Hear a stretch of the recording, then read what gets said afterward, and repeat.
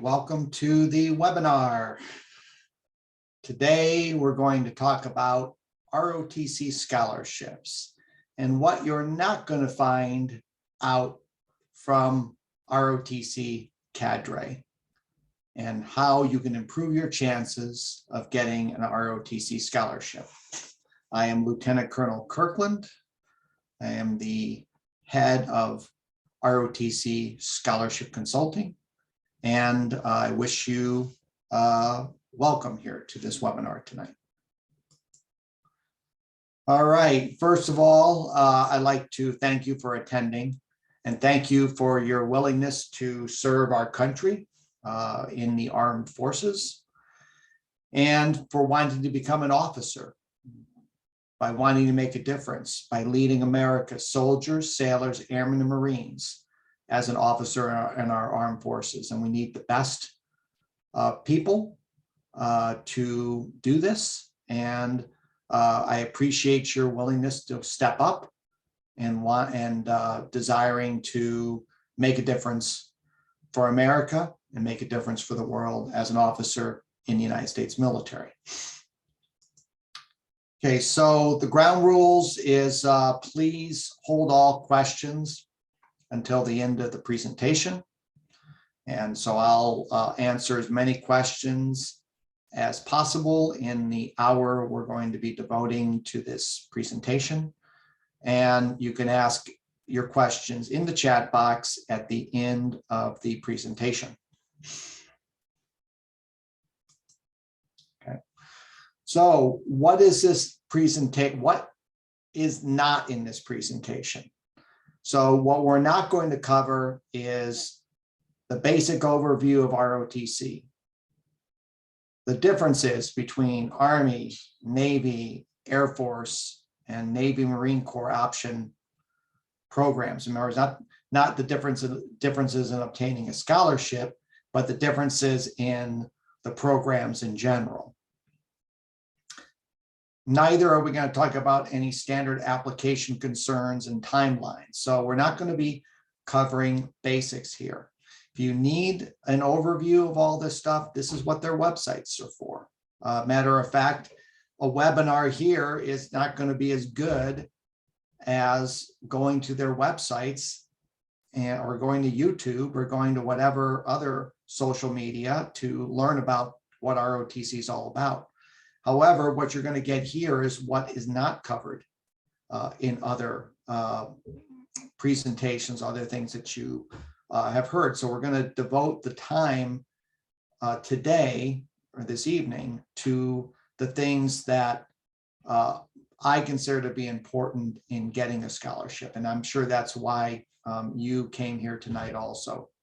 So I'm not going to waste your time going through things that you can find easily in other places.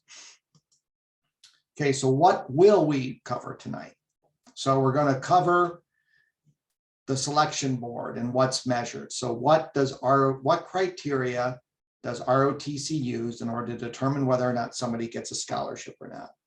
So that's number one thing.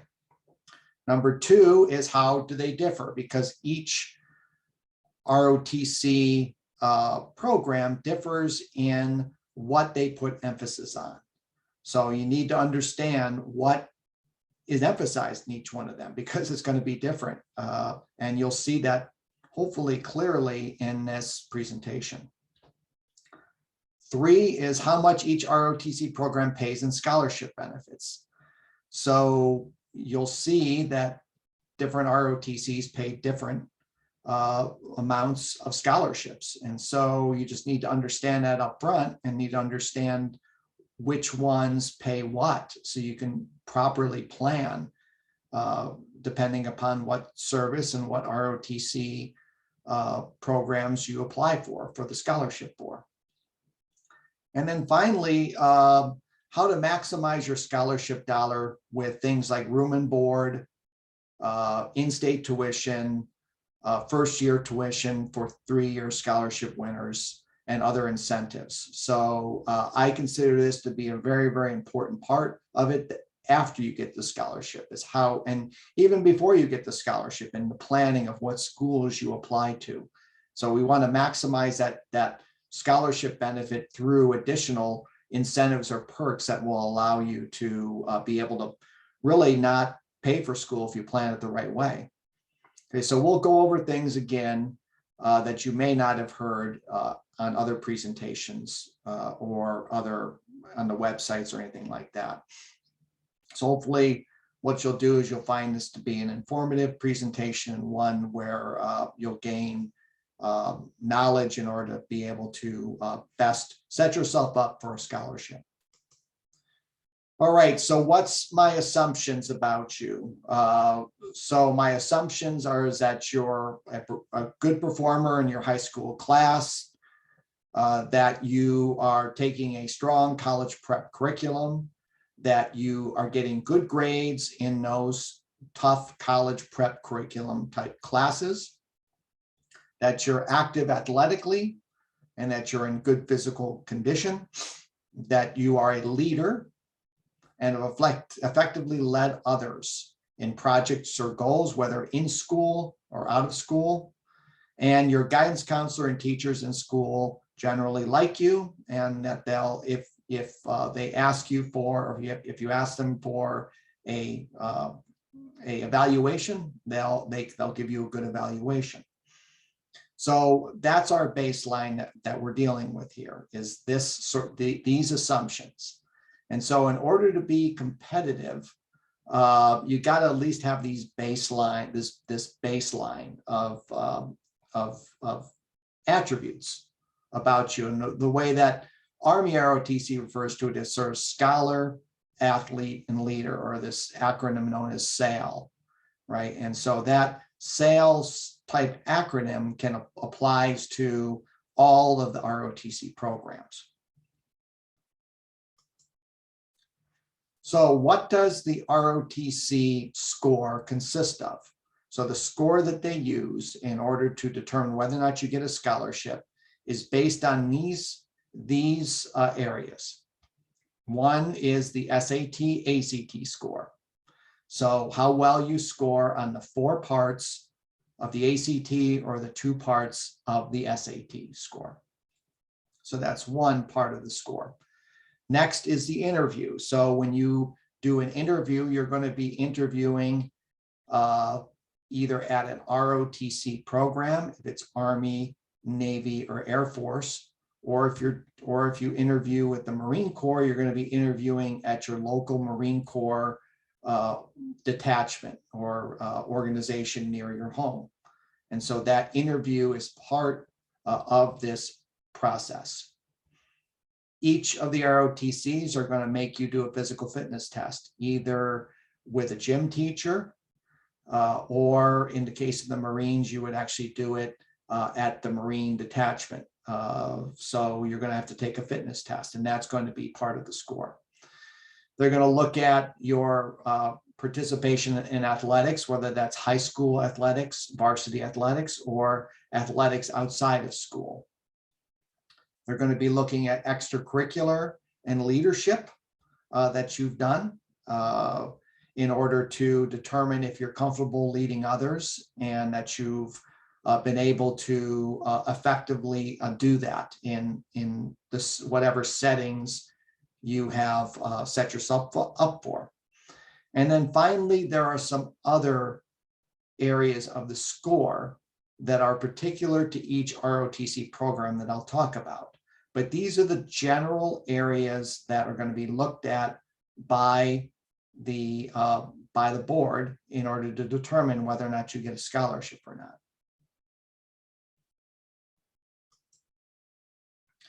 Right, so what I'm going to do here is I'm going to go through each part of the sort of the criteria that they use so that you can see how each one is weighted. Now, these are in general my estimates, okay, of how much the SAT or ACT score weighs in the overall determination of your overall score. So you can see that it ranges anywhere from 20% to 55% is the SAT or ACT score. And so you can see that what the differences are. And one of the ones that I might emphasize to you is Navy in particular. You'll notice that Navy has a more percentage of their final determining factor is the SAT or ACT score, and how the math score or the math science score, if you're looking at the ACT, is important to the Navy in determining whether somebody gets a scholarship or not. Right. So another point here also is that the Army and Navy ROTC super score, right, which they take the best scores of however many times you take the test, and the best of the either two, if you take the SAT, best verbal, best math, or for the ACT, best of the 4 sections of the ACT. The Air Force and Marine Corps option are best sitting, meaning that each part of the SAT, ACT is taken separately. So that's an important difference, okay, between the various ROTC programs and the way that they look at the SAT or ACT score. Next is the interview. You can see the differences in the percentage for the interview.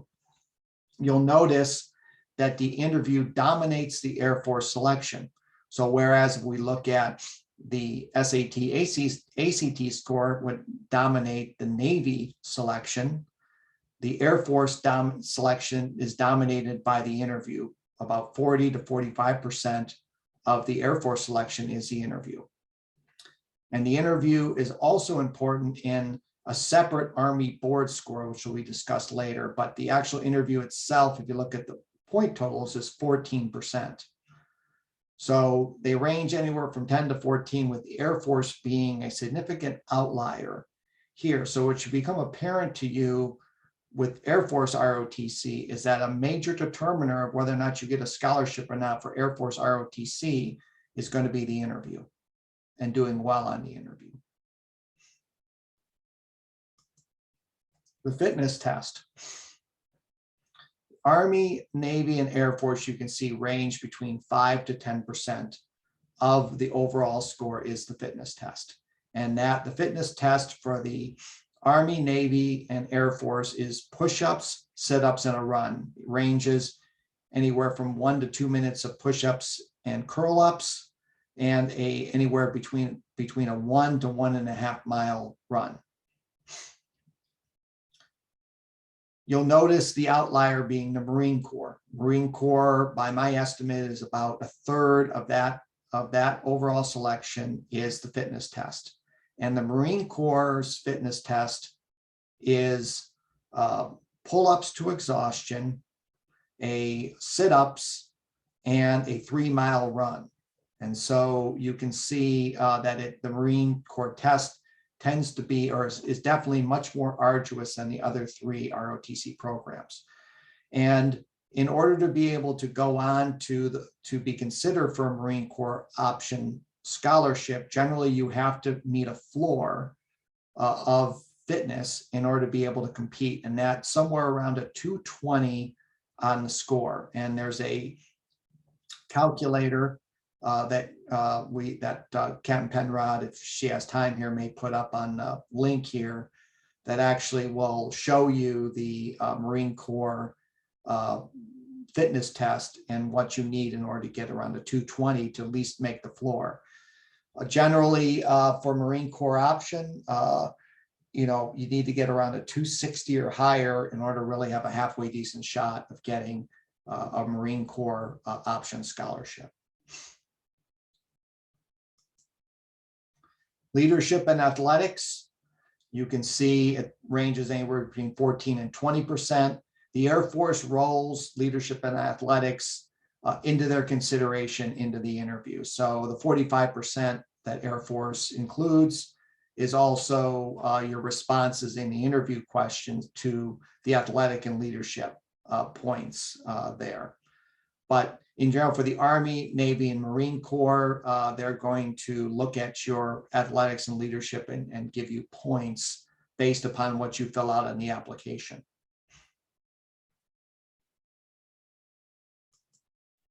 Okay.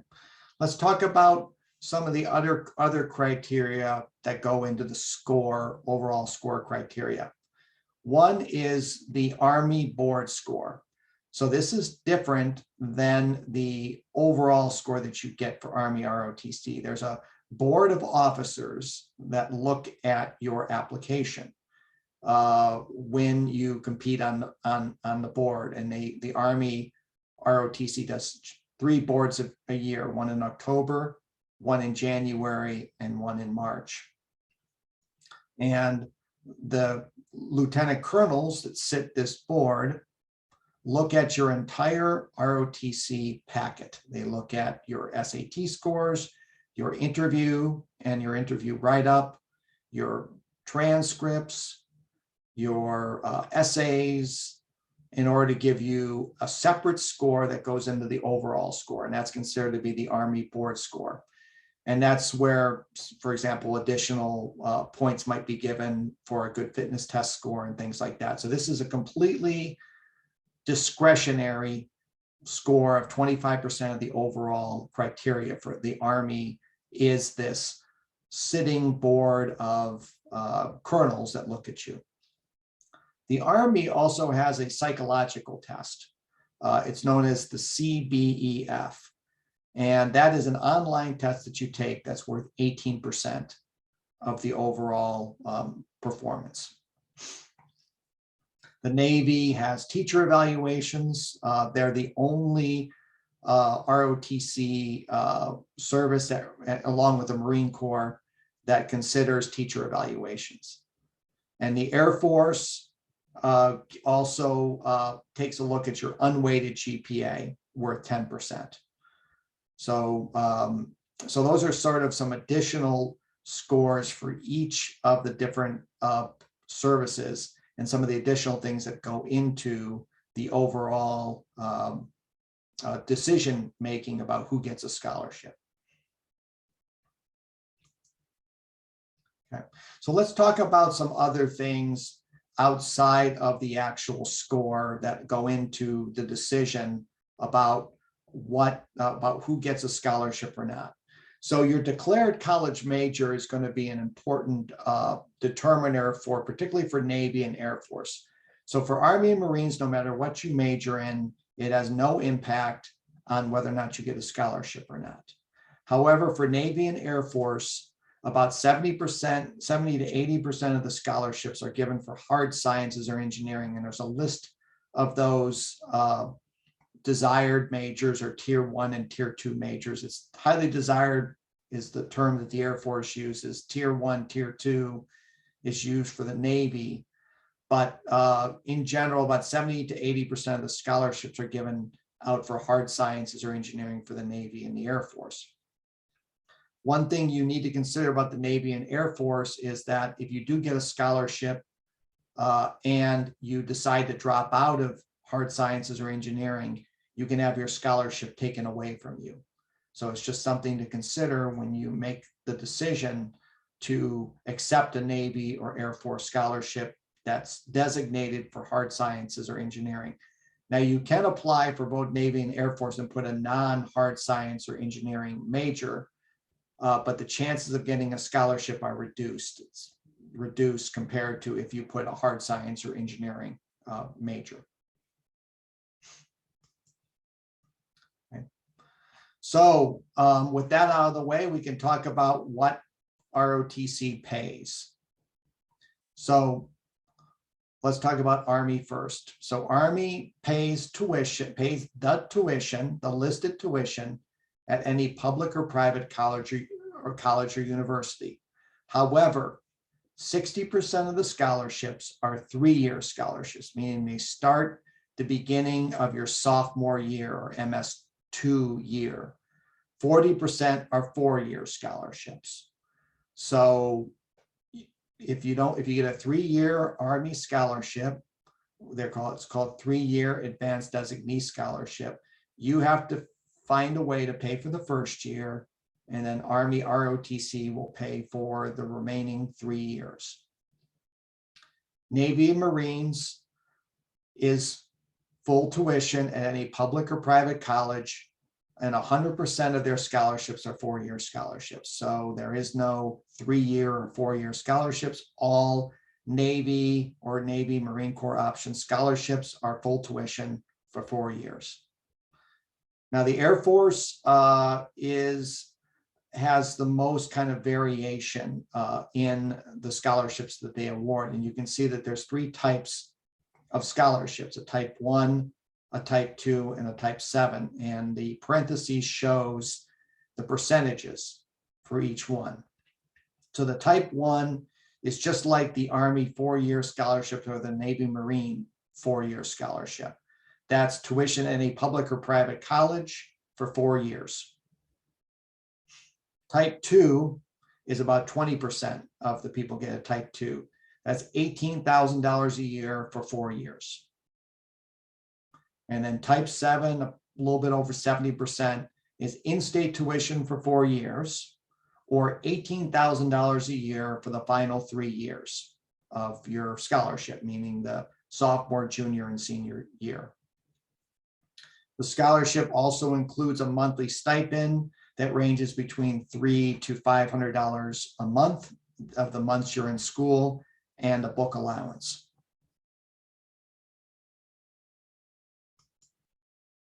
Okay, so what moves the needle on the board score, right? There are 2 things, in my opinion, that really move the needle. One is the SAT and ACT score is the first thing. So you've got to have a good baseline SAT or ACT score in order to be able to move ahead with other candidates and get selected for one of these scholarships. You see that some ROTC services put a little bit more emphasis on the SAT or ACT or certain sections, but in general, all of them weight the SAT or ACT heavily. And so you should continue to take the SAT or ACT until you can't take it, till you can't stand it any longer, right? So keep in mind that Navy and Army are super scored, Marine Corps option and Air Force are best sitting. So, you know, that should also be a consideration when you take the SAT or ACTs again. The second thing that moves the needle is the interview. You'll notice that for Air Force, it's quite high, 45%. For Army, my estimate is about a third if you include the colonel's board score in there. The Marine Corps also puts some weight on the interview, and Navy ROTC does too, but I would say Navy and Marine Corps have less of an emphasis on the interview than the Army and the Air Force. But it makes an impact no matter what service you're applying to. You have to do well on your interview in order to be selected. And for the Air Force and the Army, you're pretty much not going to get a scholarship if you bomb the interview or you don't do well in the interview. So in my opinion, with ROTCs, there's a large payoff for the, of course, for the SAT and ACT and retaking it, but there's a large payoff for prepping and getting ready for the interview. So the more that you can practice, the more that you can prepare for the interview and be ready to go, the better chance you are of getting a scholarship. So what doesn't move the needle as much? Now I say as much because I think each part of this, all of them can add to it, but doesn't have as much of an impact. And these are the things that I believe don't have as much impact as you may think. Number one is the fitness test, with the exception of the Marine Corps. Most people do fairly well on the fitness test if you're in good physical shape. Your athletics and leadership, usually people participate in high school athletics or athletics outside of high school and are doing good leadership. So that's not going to move the needle too much. Teacher evaluations, generally people, people get good teacher evaluations, even if they're average students. So teacher evaluations don't move the needle that much. Psychological tests for the Army, I think that it doesn't move it that much. I think that most candidates score pretty well in the psychological tests. And then essays, I think that, the essays are read. However, I don't think that they make as much of an impact as other parts that I already talked about, the interview and the SAT or ACT score. There also isn't a magic bullet like the one missing high school class or the one missing leadership event or sport that's going to get you selected. However, with any of these 1 through 5, if any one of them is poor, it can screen you out. So let me give you some examples. I had a candidate who was excellent in all parts of the all other parts, and they bombed the fitness test and were not selected. I asked a Navy professor of naval science about teacher evaluations, and he said to me that you'd be surprised on sometimes how a candidate gets a poor teacher evaluation, and that can screen them out from getting selected for a scholarship or not. If you answer poorly on the psychological test, that can screen you out. If your essays aren't proofread or say things that aren't that show that you don't have any knowledge of the military or say the wrong things, that can screen you out. So I would say, you want to do well on all of these, but if you do solidly on them, you're going to be fine. It's just you need to make sure that you do a good interview and that you have to do good SATs or ACTs. So you want to make sure you do everything well, but realize that this doesn't move the needle as much as one would think, and can be used as a screener to screen out people who do poorly on these areas or in any one of these areas. Okay, so let's move on to how you leverage a scholarship once you receive one of these. So let's talk first about room and board. Room and board is generally given at private schools that offer, will offer room and board match to the scholarship. Now, the reason why private schools, in almost all cases, some of them offer room and board, is that ROTC, the Army, the Navy, Navy Marine Corps option, and Air Force Type 1 scholarships pay full tuition, right? And so the sticker price at sort of like a car sticker price, if this sticker price for tuition at a college or university is $60,000 a year at a private school, very few students pay $60,000 a year. Many get a scholarship, many get financial aid, and which lowers down the actual price that they pay to say $30,000 or $40,000, for example. Well, ROTC comes in and they write that check for $60,000 to the college or university. So at some private schools, they provide a rebate to cadets or midshipmen on ROTC scholarships, while they'll give them free room and board to show their support of ROTC. And so that's why you'll see a number of schools that will offer the room and board match to the scholarship. In general, the scholarship must be paying full tuition. So an Air Force Type 2 and Type 7 often are not eligible. So you'll get dynamics at some colleges and universities where if you're on a Navy and an Army scholarship, they're getting room and board, but if you're on an Air Force Type 2 or Type 7, you're not getting room and board. That's because the Air Force is only paying $18,000 a year to the college or university, so they're not paying the sticker price. And so where might you find the schools that provide the room and board? You can find it on our ROTC incentive sheets, which are available on our website. And so that's part of the service that we give if you consult with us, but these sheets are also available for download on our site that allows you to see which schools provide this room and board. Next is first year tuition.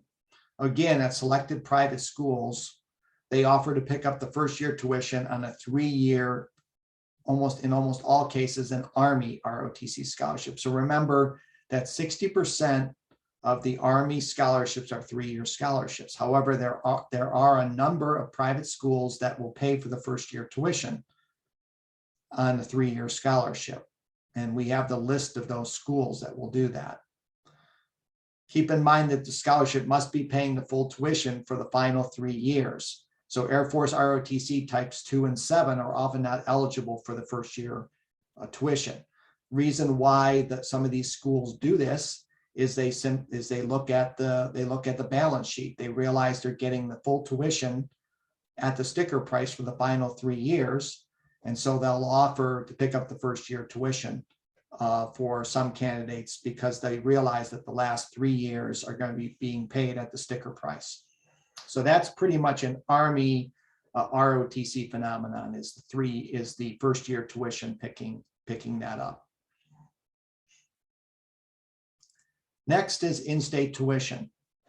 At selected public schools, the state will consider you, the particular state school will consider you an in-state student if you sign an ROTC scholarship contract. So this is often leveraged by Air Force ROTC scholarship winners on a Type 2 or a Type 7 scholarship out of state. So one example would be the state of Texas. All state schools in Texas consider you an in-state student if you're on an Air Force Type 2 or Type 7 scholarship. So therefore, if you're coming from California and you go to UT Austin, you would be able to use your Type 7 scholarship to pay for the full 4 years at UT Austin because you're considered to be an in-state student. And again, I have that list as part of the Air Force incentive sheets that show you which public colleges and universities across the US consider you in-state if you are on an ROTC scholarship contract. Okay, so before I go to questions here, I want to go ahead and talk to you about what we do with ROTC scholarship consulting. So what we do first is we run you through the entire process from start to finish. So that's our full consulting, where we can work with you on all the different aspects that I already went over in order to make sure that you get a scholarship and that you're able to maximize your benefits. Second thing is we also offer a bunch of online courses that go through every aspect that I talked about. One of the things I should note is that the if you decide to go in and do full consulting with us, the online courses are included for free in our services. So what are some of the things that we do to help you in the application process? Generally, we'll have an initial intake session with you where we'll sit down with you, talk to you about general strategy, what you want to do, what ROTC programs you may be interested in, what schools you are looking at going to, your scholar athlete leader profile to include where you're at with SAT and ACT. And we talk about a way ahead in order to maximize your chances over the coming months on getting one of these scholarships.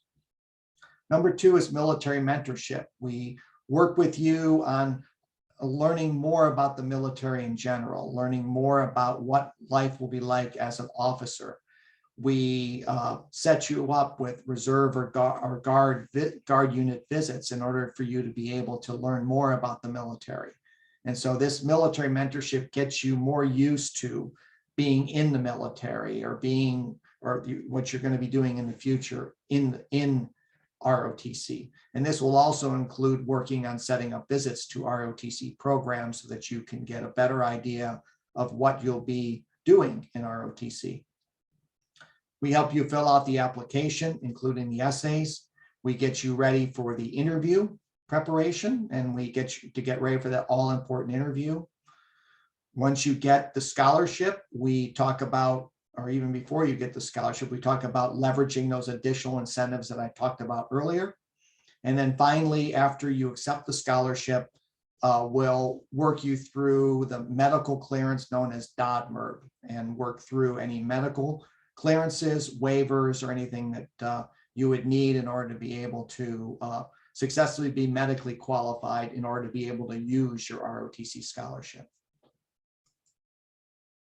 Okay, again, the ROTC scholarship online courses, really it's just my pouring out all the information I know about ROTC. So we have one for Army, Air Force, Navy, Marine Corps option. We have the applications, and I go through filling out the applications. I talk to you about interviews. I talk to you about essays, talk to you about DOD-MERB, all of the things that you need in order to be able to be successful, you can get through these courses. And so when I guide people through it from start to finish, these courses work to reinforce what I teach, but you can also take these courses as a standalone. So to be able to work through it on your own in order to be successful. I might also add that we also have select things that we do for candidates that are not a full consulting. For example, we can also help you go through interview prep. We can also help you with essays. So there are kind of also these small consults we can do for you if you don't want to go through a full consult with us through the entire process. Okay, so we're running pretty good with ROTC scholarships. So we're about at 90%. For offered either a full or partial ROTC scholarship to their branch or service of choice. I should note that we don't take on everyone.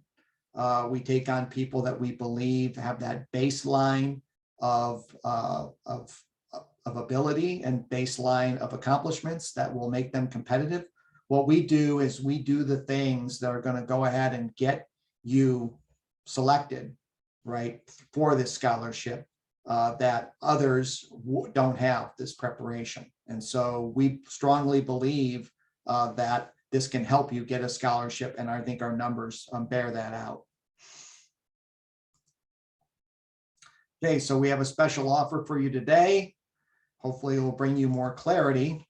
And so for a limited time, we'll give you 25% off all of our courses, to include books, incentive sheets, and premium podcasts. So if you go to our link at courses.rotcconsulting.com, and you can see the link is on the chat box now. Please take advantage of that.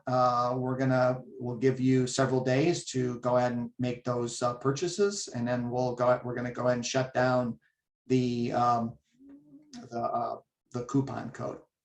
So go ahead and take advantage of that. One of the things I would point out to you all is that if you decide to take on our full consulting and you've paid for books or paid for the courses, we'll go ahead and refund that money to you as part of our overall consulting that we're going to be doing for you, because all the books and courses would be included in the full consult if you opted for that later. So if you're really thinking strongly about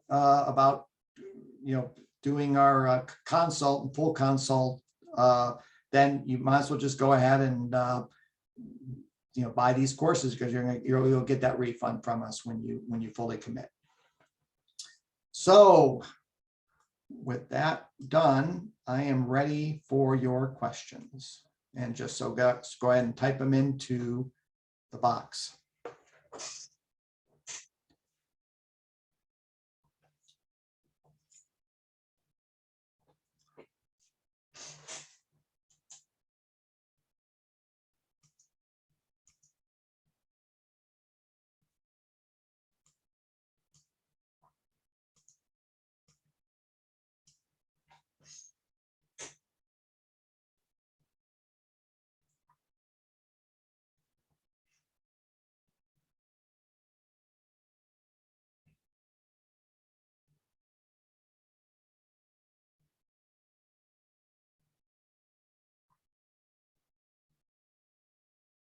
Okay, Dennis asks, does a competitive ACT score depend on the school or branch you want to apply to?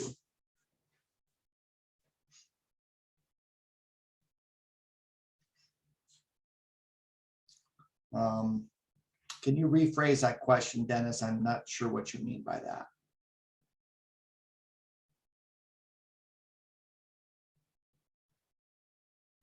Okay, Dave. Do you have any college which supports ROTC and BS to MD?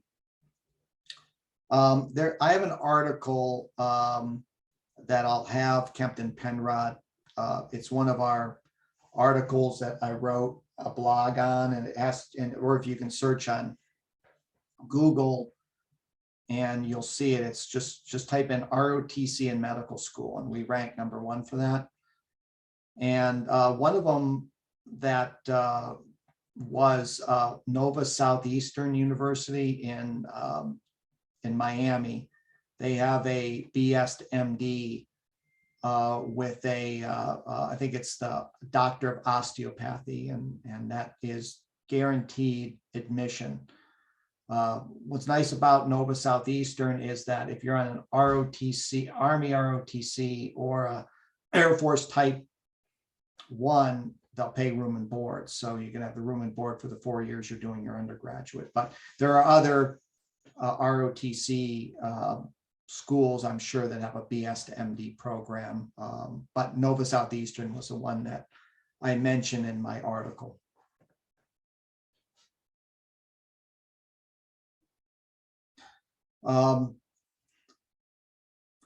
Regarding pre-med, I would recommend you go to my my article that I wrote on pre-med medical school. So type in ROTC in medical school, and you'll see what that is, because what you're doing is you don't branch when you go to medical school. What happens is that when you're a senior, right, you'll apply to, the person will apply to medical school. The candidate will, the cadet or midshipman will apply to medical school. And then if you get into medical school, you then take an educational delay, right? And then in that educational delay, you're a second lieutenant or an ensign, but you're going to medical school. So you don't actually go through branch, you don't actually branch a different branch other than going to medical school. So there is no better branch for medical school. You go right straight from ROTC into medical school. So Kempton Penrod just put up the medical school post that goes through detail. Now I've also done one for law school and one for dental school, if you're interested in those. What percentage of ROTC commissioned active duty versus National Guard and Reserves? It depends on what branch of service you're talking about. If it's Army, if it's Navy, Marine Corps, and Air Force, it's close to everybody goes on active duty. There are some people that do go into the reserves, but almost everybody goes on active duty. As far as Army ROTC, I'm not exactly sure of the percentages, but I think it's somewhere between 60 to 70% go on active duty. So it is competitive to go on active duty for Army. And what happens with Army is they put you on an order of merit list. And if you don't make it, if you don't make the cut on the order of merit, you could be forced to go into the Guard or Reserve. The #1 determiner of people who get forced into the Guard and Reserve is GPA, is college GPA. So if you have a GPA of, say, a 3.0 or higher, it's almost next to impossible to be forced into the Guard and Reserve. It's generally for people with lower GPAs. But there are a number of candidates or a number of Army ROTC cadets that make the decision go into the Guard and Reserve and don't want to go on active duty. So is a choice that they make. Chase, I am familiar with historically black colleges and universities, and when you do the when you fill out your scholarship application, you indicate if you're interested in attending one of those colleges and universities, and that will be considered in the scholarship application, and can increase your chances of getting into one of those schools if you put that down.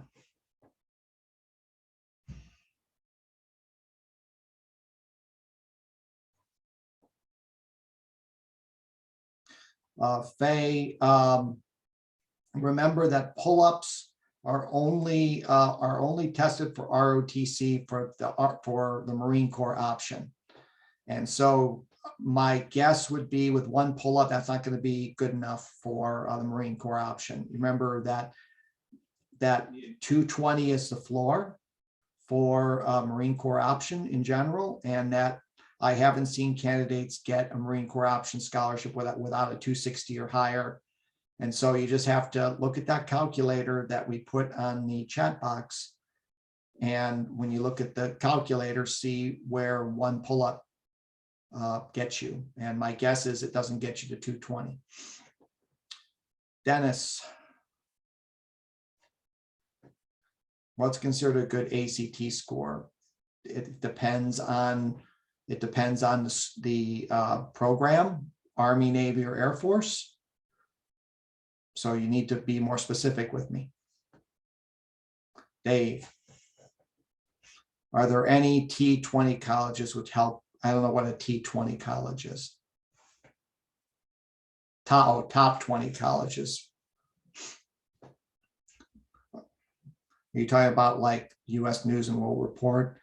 Yeah, there are certain colleges and universities that do help you get in to the schools. You need to contact the individual school ROTC program to see if they will help you get into the school.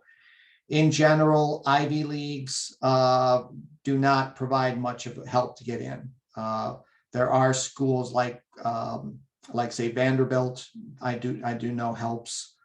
Washington University of St. Louis provides help. I know that USC in Southern California has provided help. So it's really, there are schools in the top 20 to 25 that do help as long as you have a scholarship. So if the school knows you're on a scholarship and been awarded a scholarship, then that can help in some cases, but it's really dependent upon the college or university.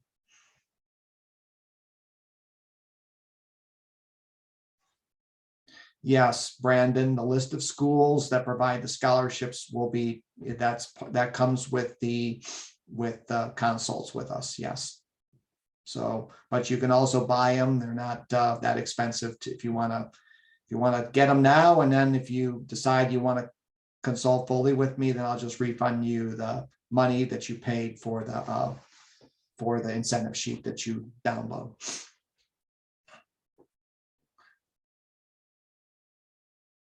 Okay, no, that's a good point. This is my first, Peyton, this is my first ROTC podcast or webinar, I should say. As far as nursing goes, Army has the most nursing scholarships, followed by the Air Force and the Navy.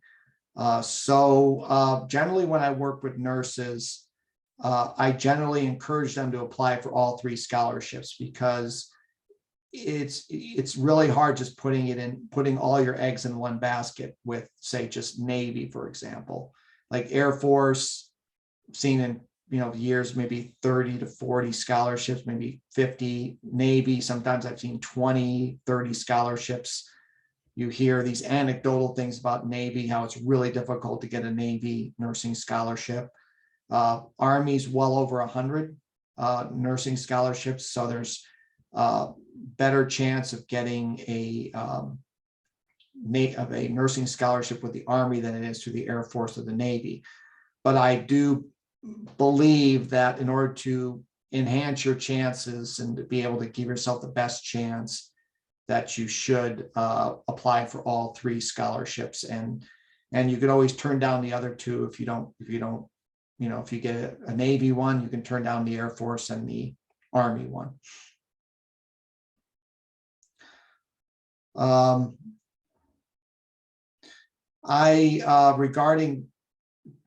Regarding the junior military colleges, I have a podcast on that. So there's a ROTC scholarships podcast, and I interview a junior military college graduate and their scholarships. It's probably too much to really talk about that in the 9 minutes we have remaining. But I believe that you should try to get the 4-year scholarship and go to a regular college and university rather than go to a junior military college. And there's a number of reasons for that. One of which is you get a junior military college scholarship for your first 2 years, and then you have to apply for a separate scholarship called a Skelton, an Ike Skelton scholarship that pays for your remainder of your 2 years. And that's going to increase the amount of time you have to serve. So my thoughts is that, you should apply for the 4-year scholarship and in general, not do the junior military college scholarship. But I go into more detail on that on my podcast with the captain that I interviewed. And then I believe I also have a post on that also, where I talk about junior military colleges.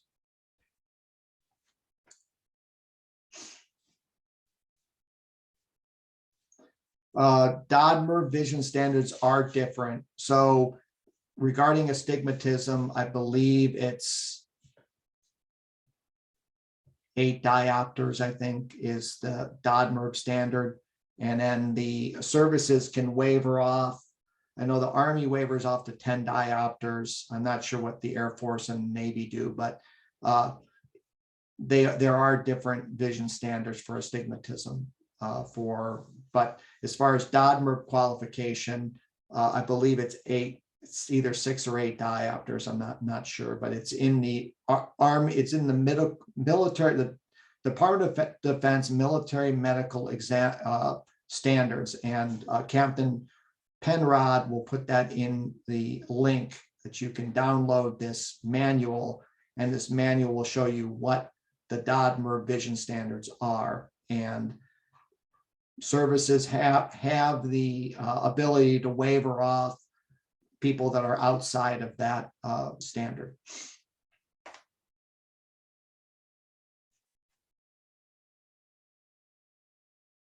If a student doesn't get into the college issuance for ROTC, then you request and you say you get an ROTC scholarship, you can request to change it later. Yes, it's not guaranteed, but in almost all cases, it's allowed to be changed.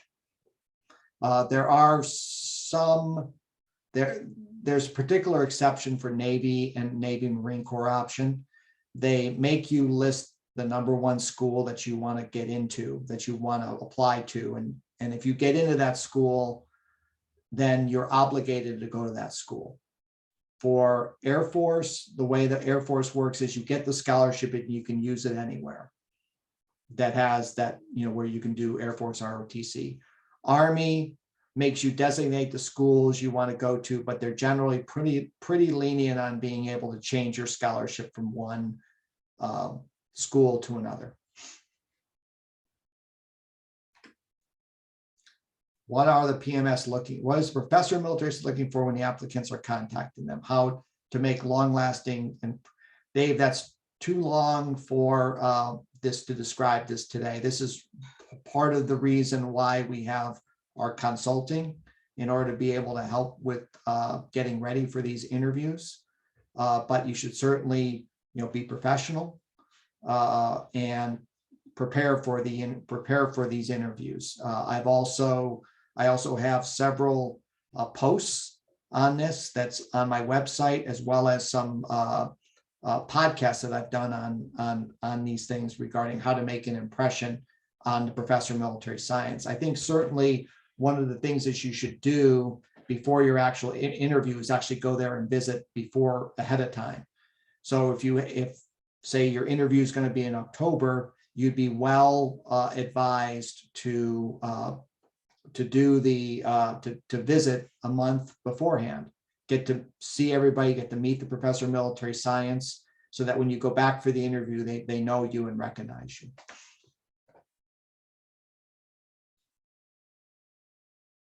For a junior in high school, you should start the consulting process as soon as you're ready, because I do an initial intake on my candidates, and we go through the initial, we talk about your chances. The application for Navy opens up in April, and for Army and Air Force opens up in June. So the sooner we can get going on things, the better. And so I'd encourage you to, if you want to go ahead and consult with me, to do it sooner than later. Our high school does not give varsity letters, but we compete in varsity competitions. I have not seen, unlike the service academies, Dave, the varsity letters, while important, aren't as important as the academy. So as long as you do well in the physical fitness test and are participating actively in sports, it's not going to make as much of a deal if it's not a varsity letter.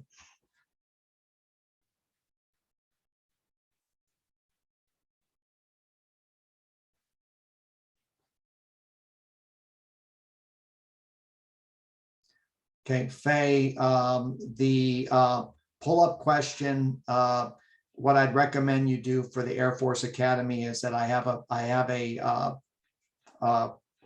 webinar for the Air Force, and you can have your question answered regarding pull-ups at that webinar. So today what I'm addressing is ROTC, not the Air Force Academy.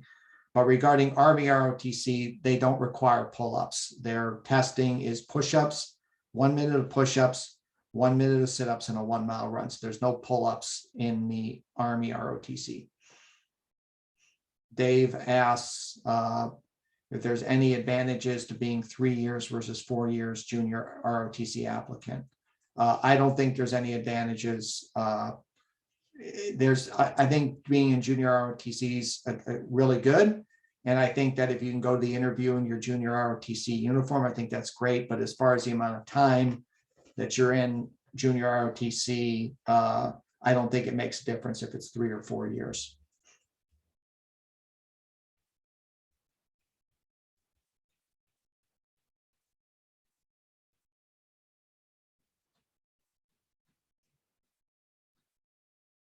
Okay, so that wraps it up. Unfortunately, I won't be able to get to all your questions here tonight, but I very much appreciate you attending here tonight and hope you found it to be helpful. And so I wish you the best of luck as you continue navigating this process. And so, what we're going to do is we'll continue to keep the chat open to answer any questions that you may have regarding like just some of the things we can answer pretty quickly. But if you have other questions, please feel free to email us and we'll get back to you.